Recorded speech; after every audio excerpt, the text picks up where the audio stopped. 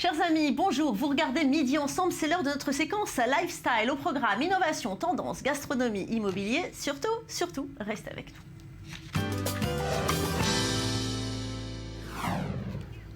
Julie, bonjour. Bonjour. Alors on l'a compris, vous venez nous parler de lunettes de soleil. Allez, je vais faire comme vous. Vous êtes magnifiques tous en lunettes de soleil. Alors dites-moi, lunettes de soleil sur le plateau. Vous allez nous parler des tendances, mais vous allez aussi nous parler de la bonne conduite à respecter face au soleil. Effectivement, alors c'est l'été, avec les premières chaleurs, on pense tous à se protéger la peau, mais malheureusement, on oublie les rayons UV qui sont aussi très dangereux pour les yeux.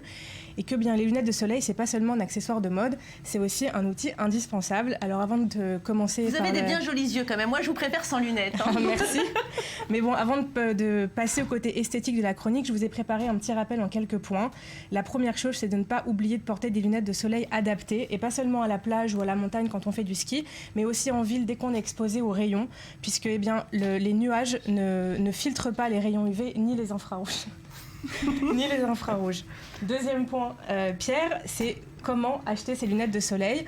Ça veut dire ne pas aller acheter des lunettes de soleil qui ne sont pas homologuées ou qui ne sont pas adaptées à votre œil. Il existe plusieurs qualités de verre solaire et votre opticien doit être capable de vous conseiller. Donc on évite d'aller acheter, Valérie, ces lunettes au Chouk ou même, ou même dans les grandes enseignes de marques de luxe, parce que ça vaut toujours mieux d'avoir l'avis d'un expert qui va donc nous conseiller et nous proposer des lunettes qui sont adaptées à notre vue, parce qu'on n'a pas trop envie en vieillissant de se retrouver avec la cornée brûlée, une dégénérescence maculaire ou encore une cataracte précoce. Et troisièmement, les enfants, surtout quand ils ont moins de 12 ans, parce qu'ils sont particulièrement fragiles aux rayons UV, pour la simple et bonne raison que leur cristallin est encore très perméable à la lumière. À titre d'exemple, un enfant de 12 ans, il a 60% des UVA et 25% des UVB qui parviennent à atteindre la rétine. À l'âge de 1 an, ça passe à 90%, donc c'est très très important de les protéger. Alors dites-nous, comment on fait pour choisir une paire de lunettes qui nous va? Parce qu'il y a tellement de modèles, c'est difficile de choisir. Celles-ci, elles vous vont divinement bien d'ailleurs, je trouve. Celle-là, je crois que je vais les garder. Hein. Ouais. Qu'est-ce que vous en pensez? Eh bien, parfait. Ça sera Elle juste vous ma donne beaucoup de 12e paire, style. parce que comme vous le dites, c'est toujours très compliqué de se restreindre. Exactement, parce qu'en fait, au-delà du verre, il faut aussi pas se tromper sur la forme, puisqu'on n'a pas tous la même morphologie. Alors du coup, les lunettes de soleil, c'est un peu comme les maillots de bain, mieux vaut qu'elles soient adaptées. Donc, par exemple, pas de lunettes rondes sur les visages ronds. Voilà. Moi, j'essaye. Ça va pas du tout. Non, là, ça va pas. On n'a pas besoin d'être visagiste pour vous dire de... Voilà, vous... Ouais, et il faut aussi Non, pas du tout. Hein. Non, il faut aussi faire attention à la taille des lunettes, parce que sinon on ressemble à une mouche ou à Paris Hilton, par exemple. Et puis il y a aussi le teint de la peau, la forme du nez, la coupe de cheveux. On évite par exemple les montures trop épaisses quand on a une frange, ou alors les verres carrés quand on a le nez retroussé comme moi. Et ensuite, il faut savoir ce qu'on veut en faire, parce qu'on ne porte pas les mêmes lunettes pour faire du sport, pour conduire, pour faire du ski ou pour aller à la plage. C'est ce que je me dis. À chaque fois que je m'en achète une nouvelle, je me dis non, c'est alors pas celle-là, pour le par même exemple, usage. c'est une paire de lunettes de soleil qui est un peu chic. C'est des lunettes qu'on peut porter pour se balader, pour rester à la plage, mais elles sont un peu lourdes, elles glissent, donc c'est pas très pratique de faire du sport avec. Donc j'ai trouvé par exemple cet autre modèle. En plus, il se plie, donc on peut le ranger un peu dans le sac ou même dans la poche. C'est des lunettes qui sont pliantes, elles sont ultra légères. Donc ça, c'est pour faire du footing alors. Ça, on peut aller faire du footing, on peut aller faire du ski avec. Le verre, il est à protection 400, donc même pour les yeux les plus clairs comme moi, ça protège parfaitement bien du soleil. Et donc voilà, on peut même à la fin les ranger dans sa poche. Il y avait aussi ces lunettes-là qui sont des lunettes qui sont adaptées à la vue avec des verres un peu correcteurs. Donc ça, c'est un peu le... Voilà. C'est fashion Hollywood. Magnifique, hein. Voilà, et on a aussi donc ça, les paires de lunettes rondes qui sont donc adaptées au visage un peu plus fin. Bon, ça là, vous allez très bien. Merci beaucoup, Julie, pour ces trucs et astuces. Alors, on va passer à vous, Julia. Vous êtes notre spécialiste innovation. Alors, chaque semaine, vous tenez au courant des dernières nouveautés, des découvertes dans la Startup Nation. Aujourd'hui, vous venez nous parler de 2 inventions et d'une application. Le tout, évidemment, 100% israélien. C'est pour ça qu'on vous aime. Évidemment. Alors déjà, une petite question, et je crois connaître la réponse. Est-ce que vous vous êtes déjà fait voler votre vélo ici à Tel Aviv, cette ville qu'on adore? Alors, voilà, moi j'ai mon chef d'édition qui me parle aux oreillettes et qui me dit oui, absolument, tout le monde. Ouais. C'est un vrai fait voler le vélo. fléau. Et en fait, justement, eh bien, Ilan Mor est le créateur d'une invention en fait qui s'appelle CityLock, et il a eu le même constat que vous. Qu'est-ce que c'est que cette ville où on n'arrête pas de se faire voler des vélos? C'est souvent, on se balade dans la rue et on voit quelqu'un qui se balade avec sa roue ou qui se balade avec sa selle, parce qu'on a trop peur de se faire voler, donc justement la roue, la selle ou carrément le vélo.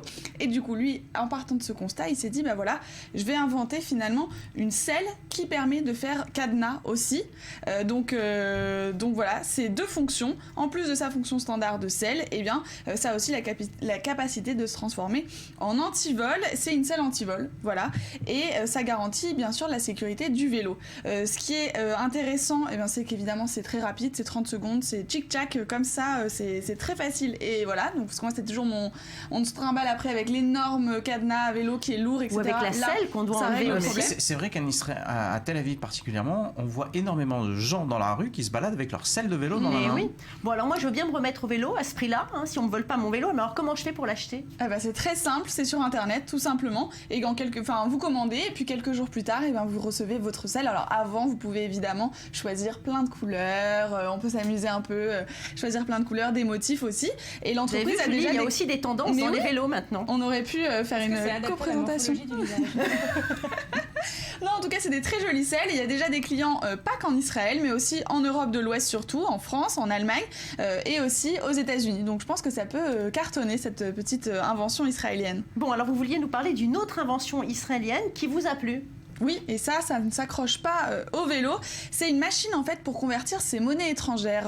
Je suppose que vous avez toujours dans le fond de vos poches des petits shekels qui traînent quand vous repartez à Paris par exemple, ou alors d'autres monnaies étrangères qui ne servent absolument à rien. Moi je suis partie en Birmanie par exemple et j'avais plus quoi faire des petites pièces qui servent finalement pas à grand chose à part là-bas.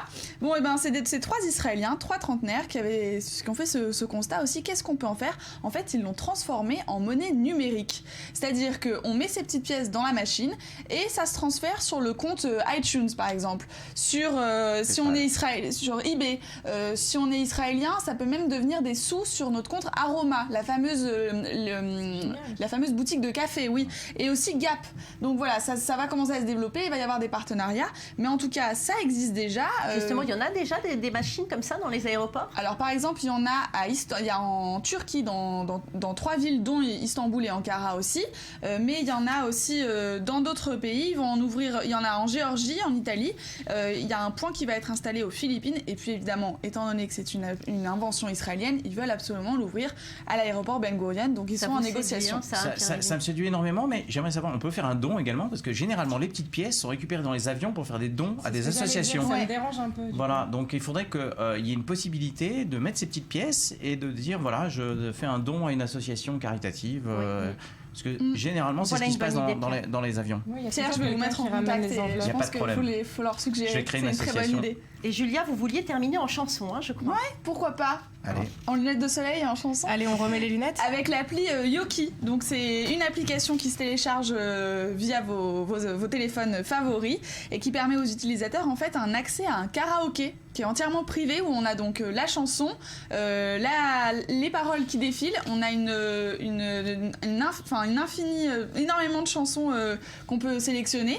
Et ce qui est sympathique, c'est que voilà, on fait son petit karaoké en regardant ce qu'on veut. En tout cas, on a les chansons, on a la parole, et on peut même changer de voix avec des effets, faire des échos, des choses comme ça. Donc voilà, on s'amuse. C'est 2 Israéliens qui l'ont fait, et ça compte déjà plus de 30 millions d'utilisateurs. Merci beaucoup, Julia. Allez, on va passer maintenant à notre séquence gastronomie. Aujourd'hui, je propose de découvrir l'un des plus vieux restaurants de Neve Tzedek. Vous savez, Neve Tzedek, c'est le lieu branché de Tel Aviv, un restaurant pittoresque, dans des petites rues qui ressemblent à la Provence, très connu pour sa gastronomie, mais aussi, vous allez voir, pour sa pâtisserie, la fameuse pâtisserie Dalal, la qualité de ses croissants notamment, et ça c'est légendaire en Israël. On regarde le sujet et puis on en parle après avec vous, Pierre Lévy. Avec plaisir. Allez, à tout de suite.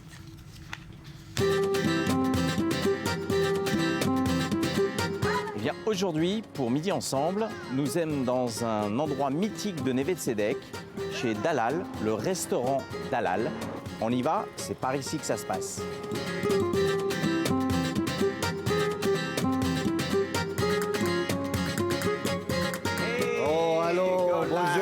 Bonjour, ça fait plaisir de venir chez toi.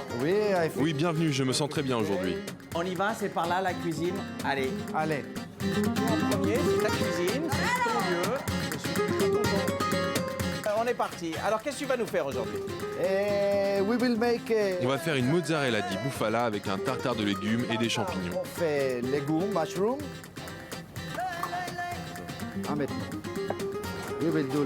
On va le découper comme ça. Always. Important, il faut garder seulement les parties bien rouges. What I'm going to do, I'm going to fillet. Je vais découper les tomates en filets.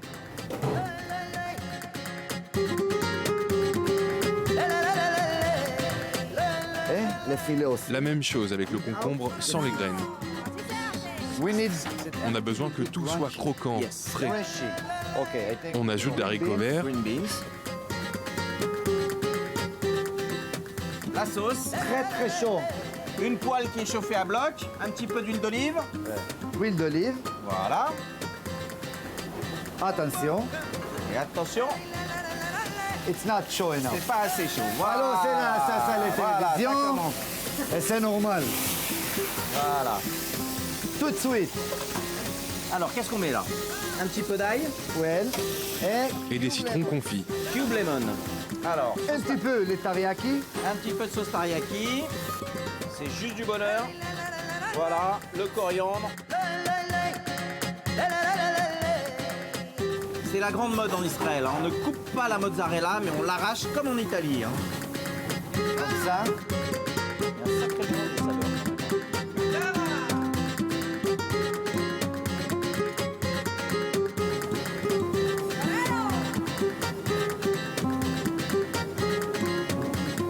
Histoire de donner une petite signature et des copeaux de parmesan. Huile de parmesan. Voilà, des petites tuiles de parmesan qu'on rajoute par-dessus.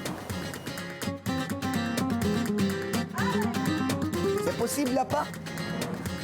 אפשר לחם? C'est possible d'avoir un petit peu de pain, s'il vous plaît. Ah, ok. Merci. S'il vous plaît.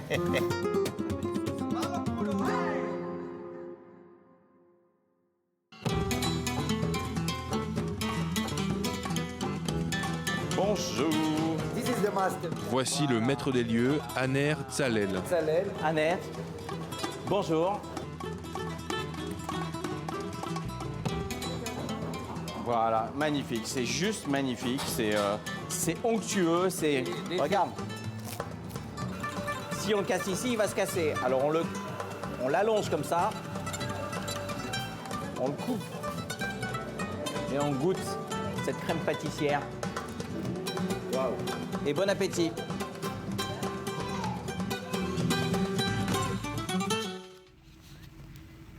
Alors qu'Isabelle Dajou vient de nous rejoindre. Isabelle, bonjour. Difficile de garder la ligne avec nous à Midi Ensemble, surtout avec Pierre Lévy. Voilà. Alors Pierre, là, vous nous avez fait découvrir ce fameux restaurant, mais aussi une pâtisserie. Que où faut-il on a, retenir? regardez-moi ces croissants qui sont juste exceptionnels. Voilà, On dirait des croissants français. C'est pur beurre. Ça vaut les croissants parisiens. Ouais, ça vaut largement les croissants parisiens. C'est vraiment du grand plaisir d'aller là-bas, prendre un petit café le matin ou alors de les commander, d'aller les chercher et puis de se les faire à la maison tranquille. Oui. Et la tomate mozza vous a plu? La tomate mozza était très huilée, C'est ce que j'allais vous dire. mais délicieuse. Et d'ailleurs, on la mange avec du pain. Et on la mange avec du pain. Vous avez bien Le fait de le pain- demander. Le pain fait par Dalal est exceptionnel. Ils ont Oui. une boulangerie magnifique. Allez, place à l'immobilier avec vous, donc Isabelle Dajou. Aujourd'hui, vous nous proposez de voyager à travers le monde et de découvrir les 5 plus belles transactions réalisées ces derniers temps. Exactement, bonjour Valérie. Étant passionnée par l'immobilier, j'ai décidé de partager avec vous aujourd'hui les transactions les plus chères réalisées dans le monde. La première se situe en Inde, à Antillia, à Bombay, où une famille de 5 personnes a envie de vivre à l'aise et donc a décidé de construire une tour de 27 étages sur 37 000 mètres carrés. Pour 5 personnes là-dedans. 5 personnes, mais il faut savoir que 600 employés y travaillent tous les jours afin de subvenir aux besoins. Et ça a été pour la petite somme de $1 milliard. Oui, mais quand on veut rester en famille, ça peut valoir le coup d'investir. Effectivement. Maintenant, je vous ramène en France, à Villefranche-sur-Mer, où en 1902, le roi de Belgique, Léopold II, a décidé de construire sa villa Léopolda. Cette même villa est située avec 8 hectares de jardin, 50 jardiniers afin d'entretenir ce beau domaine. Et un richissime homme d'affaires a décidé de la racheter pour $525 millions. Bon. C'est aussi mignon. Oui. Maintenant, on Ça me passe... plaît plus. Oui, c'est plus chaleureux. Ouais. Puis ce petit jardin. On passe maintenant l'Atlantique et on va aller où la transaction la plus chère des États-Unis a été effectuée. Non, ce n'est pas Beverly Hills, mais au Southampton, où une maison de 29 chambres, 39 salles de bain, 3 piscines a été achetée c'est pas celle-ci. Ça, c'est en Angleterre, c'est pas c'est grave. en Moi, je vous Angleterre, parle de voilà. Southampton, La voici, exactement, Southampton. où elle a été achetée pour la somme de 198 millions de dollars. Il y a 10 salles de bain de plus que de chambres. Mais alors, Bah, c'est et qui s'il y alors a des C'est couples, il y a des incroyable. enfants, ils C'est ont bien incroyable. réfléchi à C'est tout. génial, c'est génial. C'est un hôtel particulier. Allez, on va tout de suite aller en Angleterre maintenant. À l'Angleterre, si vous voulez, c'était un penthouse le plus cher vendu sur la résidence à 200 millions de dollars. Et alors, c'était une famille anglaise C'était une famille anglaise, exactement. et qui a gardé cette maison jusqu'à maintenant. Et qui a gardé cette maison jusqu'à maintenant. Ben écoutez, merci beaucoup. Il y en avait une autre peut-être Bah oui, avant. il y avait Alors, la maison allons-y. insolite où le parrain a été tourné en tant que décor. Cette même maison a été vendue pour 98 millions de dollars. Merci beaucoup Isabelle Lajoux pour ce tour du monde des belles maisons. Merci à vous tous d'avoir été avec moi. C'est fini pour aujourd'hui. Merci à vous tous, chers téléspectateurs, de nous avoir suivis. Surtout, ne changez pas de chaîne. Prenez soin de vous. On se retrouve très vite pour de nouvelles aventures. Je vous laisse déguster, hein, mesdames. Allez.